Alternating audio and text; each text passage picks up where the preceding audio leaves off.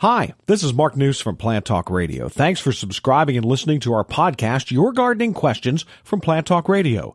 To help keep this podcast free, we're partnering with Stoke Seeds. More than just a listing of vegetable and flower seeds, the Stoke Seeds website is a complete resource center with valuable information on seed starting, planting, and harvesting, plus all the gardening accessories you need to make your garden the envy of the neighborhood.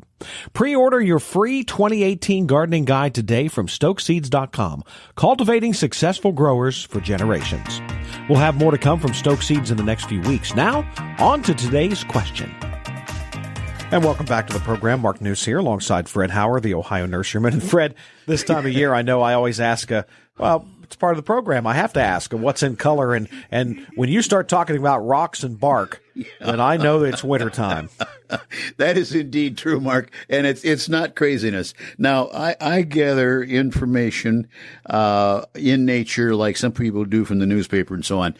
And in so doing, nature does change, obviously, here in the central part and northern part of the United States, and the color then changes with it. And truly so.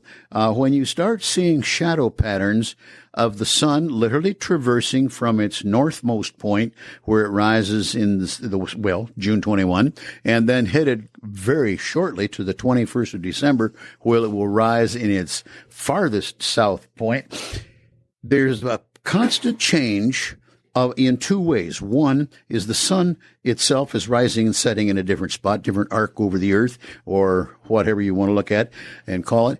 The other is that it is, let's just say, an ever-changing situation as far as the daylight, day length, and then where the sun hits a tree. It may be shaded during a good part of the year, this time of year, unless it's an evergreen, there isn't a whole lot of shade. But I get a big kick out of that kind of thing. And then we talked about the bird seed a minute ago. Feathers of birds, well, the whole bird, and their patterns of eating. I get the biggest kick out of the whole thing, but especially woodpeckers. Woodpeckers have a bill that can penetrate wood and dig out insects. Now that is their strength. If they're on a feeder for suet or whatever, and a sparrow flies on, they are apt to leave because of their fear of a sparrow. Now, they're twice as big. They have a beak like a nail driver, and yet they are so very tentative and so cautious. And when you get a little time looking at sun patterns and bark and so on, if you can have some feeders with activity around them, it's really interesting to watch which birds are aggressive, which aren't, and so on. The only ones I wish I could stop, and there's no way to do that, I'd like to slow down the advantage that a flock of sparrows has. They're my nemesis, and they cart off a good bit of my dollar as far as food is concerned.